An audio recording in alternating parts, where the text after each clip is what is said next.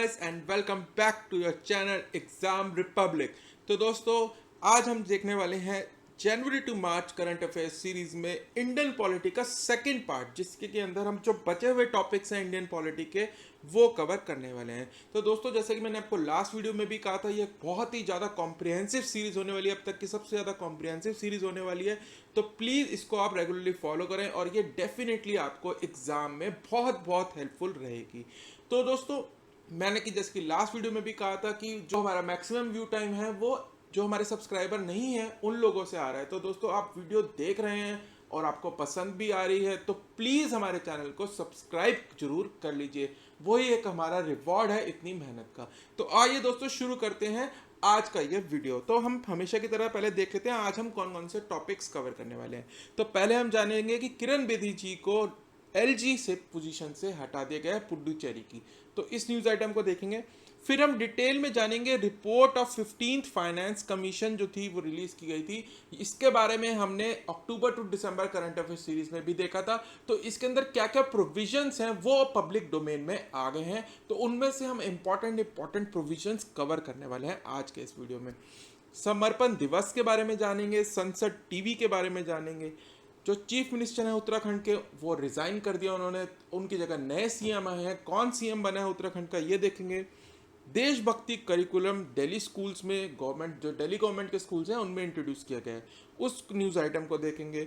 और ये बहुत ही ज़्यादा इंपॉर्टेंट टॉपिक है, ये पिछले 4-5 साल से जो न्यूज़ चल रही है Delhi government versus the LG, उसके ऊपर यूनियन गवर्नमेंट ने एक बहुत ही बड़ा फैसला किया है कि उन्होंने नेशनल कैपिटल टेरिटरीज यानी एनसीटी बिल पास कर दिया है पार्लियामेंट के अंदर।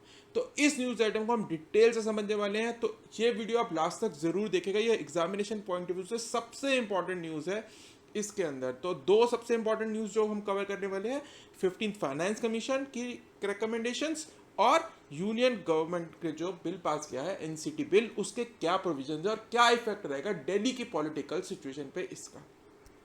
और आखिर में हम देखेंगे medical termination of pregnancy bill, इसमें कुछ मॉडिफिकेशंस की गई हैं, तो ये हम आज के वीडियो में जानेंगे। तो आइए दोस्तों शुरू करते हैं। तो सबसे पहली न्यूज़ देख लेते हैं, किरण बेदी जी को हटा दिया गया है लेफ्टिनेंट गवर्नर ऑफ पुडुचेरी के पद से। तो इसके अंदर अब क्या है, तेलंगाना के जो गवर्नर हैं तमिलिसाई सौंदरराजन, इनको एडिशनल चार्ज दे दिया गया है पुडुचेरी का। तो ये होंगे अब एलजी पुडुचेरी के जो, और इसके बाद जो था पुडुचेरी के सीएम जो हैं वी नारायण सामी, इन्होंने भी रिजाइन कर दिया था फ्लोटस में। तो ये जो है न्यूज़ थी कि किरण बेदी जी को हटा दिया गया है और उनकी जगह जो तेलंगाना के गवर्नर हैं वो एडिशनल चार्ज देंगे पुडुचेरी के गवर्नर का। और उसके बाद पुडुचेरी के जो सीएम है उन्होंने भी रिजाइन कर दिया था बिफोर द फ्लोर टेस्ट।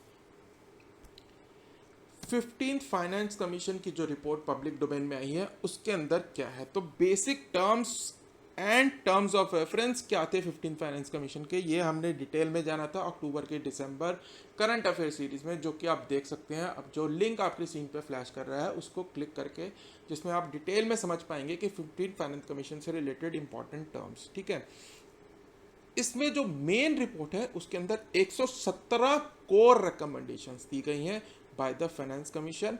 ठीक है, अब ये सारी याद करना तो पॉसिबल नहीं है, तो इंपॉर्टेंट क्या है एग्जामिनेशन पॉइंट ऑफ व्यू से वो हम आप डिस्कस करने वाले हैं। तो सबसे पहली रिकमेंडेशन क्या है, it recommended maintaining the vertical devolution at 41%, the same as in our report of 2021।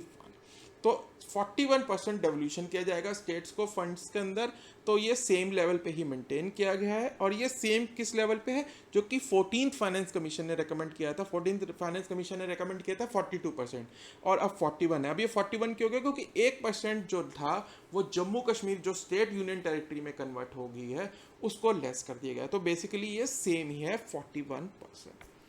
इसके अंदर कहा गया कि गॉस टैक्स रेवेन्यूज जो हैं 5 साल के पीरियड के लिए वो रहेंगे 135.2 लाख करोड़, ये रहेंगे, इतना इंपॉर्टेंट फिगर नहीं है। अब देख लेते हैं हम क्राइटेरिया क्या रहा। तो हॉरिजॉन्टल डेवल्यूशन, अब स्टेट्स को तो 41% दे दिया, अब स्टेट्स आपस में कैसे बांटेंगी, उस हॉरिजॉन्टल डेवल्यूशन को किन किन बेसिस पे करा गया, किस बेसिस पे डिवाइड किया जाएगा स्टेट के अंदर, तो वो क्या है, principle of need, equity and performance. In 3 basis पे डिवाइड करेंगी स्टेट्स आपस में। और जो टेबल में आप देख रहे हैं वो वेट्स हैं कि किस किस क्राइटेरिया को कितना वेट दिया गया। पॉपुलेशन को 15% है, किस स्टेट की कितनी पॉपुलेशन है उसको 15% वेटेज दी जाएगी, उसका एरिया कितना है उसको 15% दी जाएगी, फॉरेस्ट और इकोलॉजी पे कितना है उसके अंदर कितना काम कर रही है स्टेट उसको 10% दिया जाएगा। इनकम डिस्टेंस क्या है ये सबसे इंपॉर्टेंट फैक्टर होता है, वो 45% दी जाएगी, ये इकोनॉमिक फैक्टर है। टैक्स एंड फिजिकल एफर्ट्स क्या ले रही है स्टेट 2.5% और डेमोग्राफिक परफॉर्मेंस को दिया गया है 12.5%। तो इस बेसिस पे जो 41% डेवोल्यूशन है उसको हॉरिजॉन्टली डिवाइड करेंगी स्टेट्स, ठीक है। और अगला क्या है कि जो लोकल गवर्नमेंट्स हैं यानी पंचायत हैं, म्यूनिसिपल कॉर्पोरेशन हैं, उनको जो है वो सेंट्रल गवर्नमेंट ग्रांट्स देगी कितने 4,36,000 crore for the period of 2021 to 2026। तो इन 5 साल में 4,36,361 करोड़ रुपया दिया जाएगा लोकल गवर्नमेंट्स के लिए एज अ ग्रांट। और इन्होंने क्या क्या है इसमें रिकमेंडेशन दी गई है कि जो स्टेट्स हैं अपने बजट में, ठीक है, उनको जो हेल्थ पे स्पेंडिंग है वो 8% of their spending of their budget of by 2022 achieve करना है, ठीक है। तो ये बहुत हाईली एम्बिशियस टारगेट सेट किया गया है स्टेट्स के लिए, 8% of the total budget by 2022। और इंपॉर्टेंट क्या क्या प्रोविजन है ये देख लेते हैं। Union government can constitute a public account of India as a dedicated non lapsable fund for modernization fund for defence and internal security. तो ये एडिशनल एक काम दिया गया था जो कि फाइनेंस कमीशन को दिया गया था, जो प्रेसिडेंट एलोकेट कर सकता है। ये हमने लास्ट अक्टूबर वाली सीरीज में जाना था। तो उस एडिशनल काम जो कि डिफेंस और इंटरनल सिक्योरिटी के ऊपर कैसे काम करे यूनियन गवर्नमेंट, उसके लिए इन्होंने रेकमेंड किया है कि एक नॉन लैप्सेबल डेडिकेटेड फंड बनाया जाए for modernization of defence and internal security.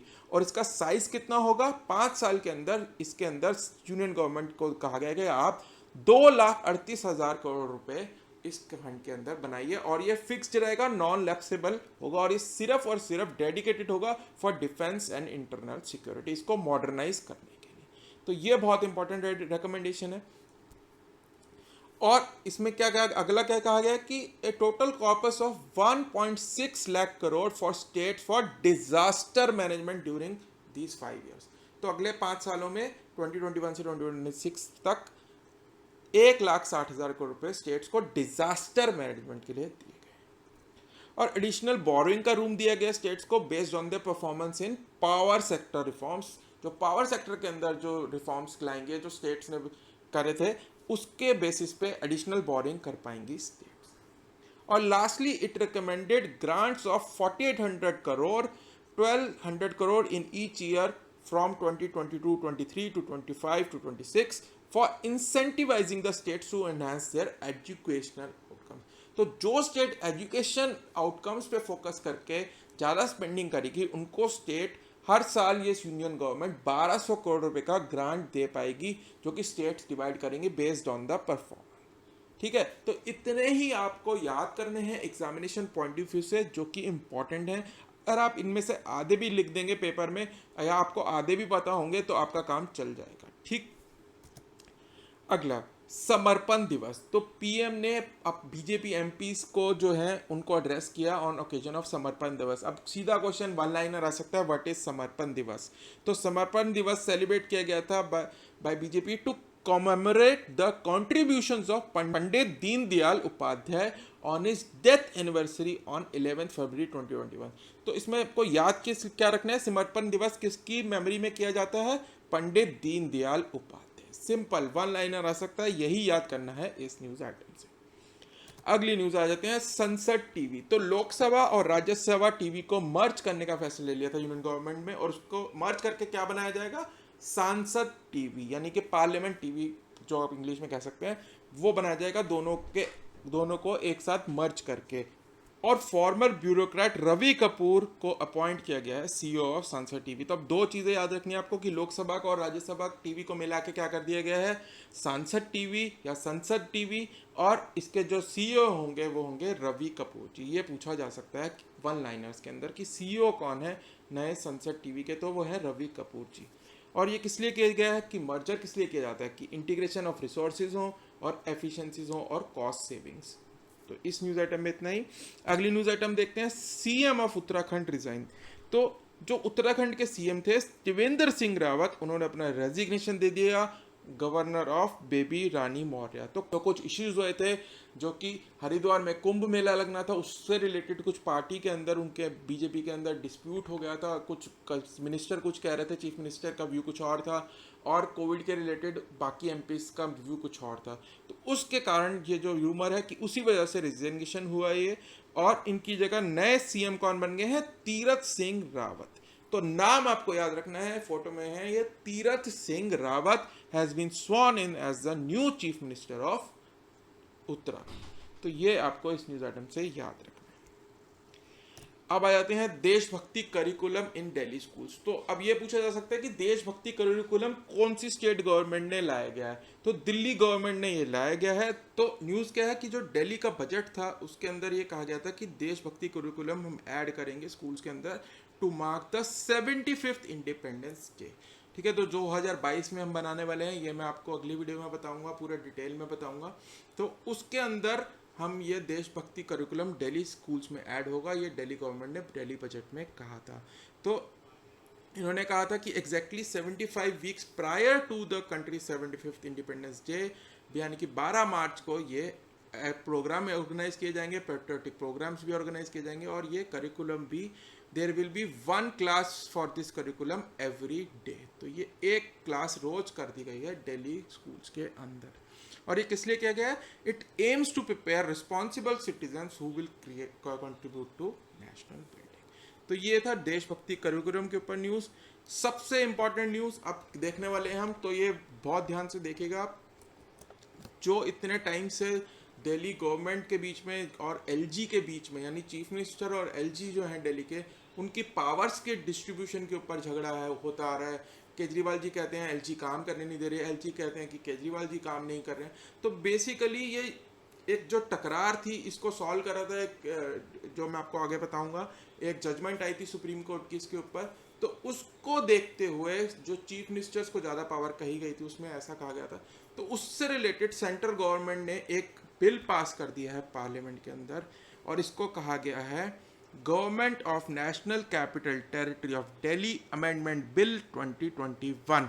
ये क्या कर रहा है, जो 1991 का एक्ट है, जिससे कि दिल्ली यूनियन टेरिटरी से एक कैपिटल रीजन बन गया था, स्टेट बन गया था, जिसके अंदर कि एक चीफ मिनिस्टर होगा, तो उसको अमेंड करते हुए कहा गया है। और इसके अंदर क्या है, मेजर अमेंडमेंट जो कि बहुत इंपॉर्टेंट सिग्निफिकेंट अमेंडमेंट है, उसमें क्या किया गया है कि इट मेक्स एक्सप्लिसिटली क्लियर करता है that the government in any law made by the legislative assembly shall mean the LG of NCT of Delhi appointed by the President under Article 239 of the Constitution।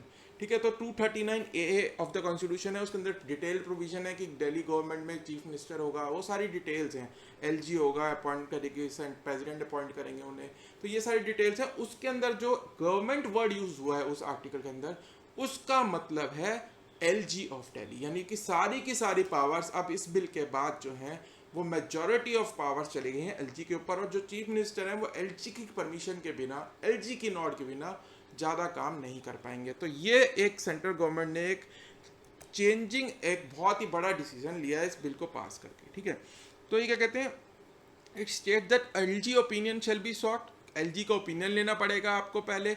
Government अगर कोई भी executive action लेती है वो खुद से नहीं ले पाएगी, केजरीवाल जी खुद से नहीं ले पाएंगे, उनको पहले एलजी का ओपिनियन लेना पड़ेगा। अपने जो डिसीजन लिए गए हैं कैबिनेट में या फिर कोई भी मिनिस्टर को कुछ भी करना है तो आपको एलजी की परमिशन लेनी पड़ेगी। ठीक है, तो ये एक इसके अंदर चेंज हो जाएगा।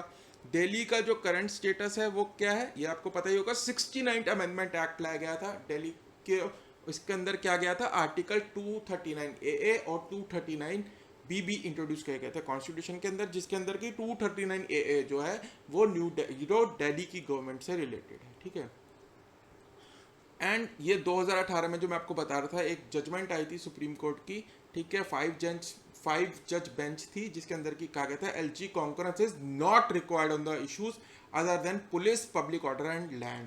इन 3 के अलावा चीफ मिनिस्टर को परमिशन लेने की जरूरत नहीं है एलजी की। तो इसको ओवरटर्न कर दिया है इस नए लॉ ने या फिर इस नए एक्ट ने जो कि पार्लियामेंट ने अब पास कर दिया। अब एलजी की कॉन्करेंस हर उस मुद्दे में लेनी पड़ेगी चीफ मिनिस्टर को या दिल्ली गवर्नमेंट को, ठीक है। इसमें यह भी कहा गया कि decision of the council of minister will however will have to be communicated to the LG. तो ये उस जजमेंट में कहा गया था कि जो डिसीजन है आप एलजी को बता दीजिए पर परमिशन लेने की जरूरत नहीं है। लेकिन अब क्या कहा गया है कि एलजी की परमिशन आपको लेनी है। गवर्नमेंट मतलब एलजी ऑफ दिल्ली है। इस एक्ट के बाद, इस अमेंडमेंट के बाद 1991 एक्ट में एनसीटी, तो ये बहुत इंपॉर्टेंट है। ये बहुत आसानी से पूछा जा सकता है, यूपीएससी के लॉन्ग आंसर में ही पूछा जा सकता है, क्योंकि ये बहुत सालों से चल रहा है। केजरीवाल जी बहुत एलिगेशंस लगाते हैं, वो काउंटर एलिगेशंस लगाते हैं यूनियन गवर्नमेंट जो है कि केजरीवाल जी काम नहीं कर रहे हैं। केजरीवाल जी कहते हैं मेरे को करा नहीं, काम नहीं करने। तो इसको बिल्कुल क्लियर कर दिया है इस अमेंडमेंट ने कि गवर्नमेंट का मतलब है LG of Delhi. I hope ये क्लियर होगा, बहुत ही आसान है। अब आज के लास्ट टॉपिक पर आ जाते हैं। Medical termination of pregnancy bill जो है उसमें कुछ अमेंडमेंट हुई है, तो वो अमेंडमेंट क्या है वो देख लेते हैं। तो पार्लियामेंट ने एक अमेंडमेंट पास कर दी गई है जिसमें कि जो प्रेगनेंसी की टर्मिनेशन है वो पहले 20 हफ्ते तक हो सकती थी, अब वो 24 हफ्ते तक बढ़ा दी गई कि 24 हफ्ते प्रेगनेंसी के बाद भी आप अबॉर्शन करा सकते हैं, टर्मिनेशन ऑफ प्रेगनेंसी कराई जा सकती है, ठीक है। तो करंटली क्या है कि अगर आप 12 हफ्ते तक आप क्या है 12 हफ्ते ऑफ कंसेप्शन तक एक डॉक्टर के ओपिनियन के बेसिस पे आप टर्मिनेट कर सकते हैं, और अगर 12 से 20 हफ्ते के बीच में है तो आपको 2 डॉक्टर की ओपिनियन चाहिए तभी आप टर्मिनेट कर पाएंगे।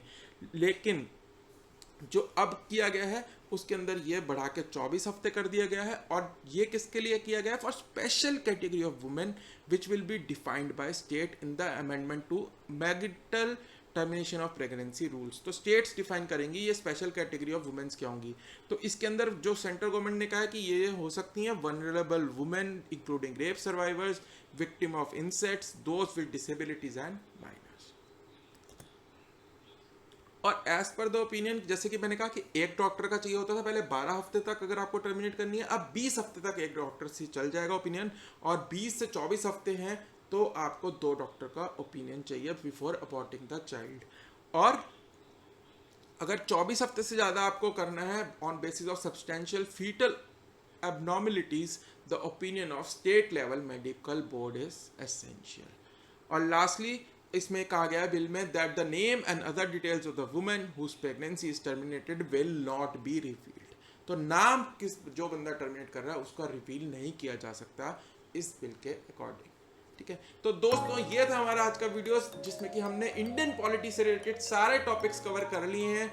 तो दोस्तों अगले वीडियो में हम जानने वाले हैं हिस्ट्री और कल्चर से रिलेटेड मार्च और जनवरी टू मार्च कौन कौन से इंपॉर्टेंट करंट अफेयर्स न्यूज में रहे जो कि हमें पता होने चाहिए एग्जामिनेशन पॉइंट ऑफ व्यू से। तो दोस्तों यदि आप नए हमारे चैनल पे और आप चाहते हैं कि आपके आने वाले वीडियोस की नोटिफिकेशन आपको मिलती रहे जो कि आपको एग्जामिनेशन में हेल्प करेगी, तो आप हमारे चैनल को प्लीज़ सब्सक्राइब कर लीजिए और बेल आइकन को हिट कर लीजिएगा। और अगर वीडियो यहाँ तक आपने देखा है तो आपको अच्छा ही लगा होगा तो प्लीज़ एक लाइक तो बनता है। दोस्तों अब हम मिलेंगे अगले वीडियो में हिस्ट्री एंड कल्चर से रिलेटेड करंट अफेयर्स के लिए देखेंगे। तब तक के लिए bye bye and happy learning.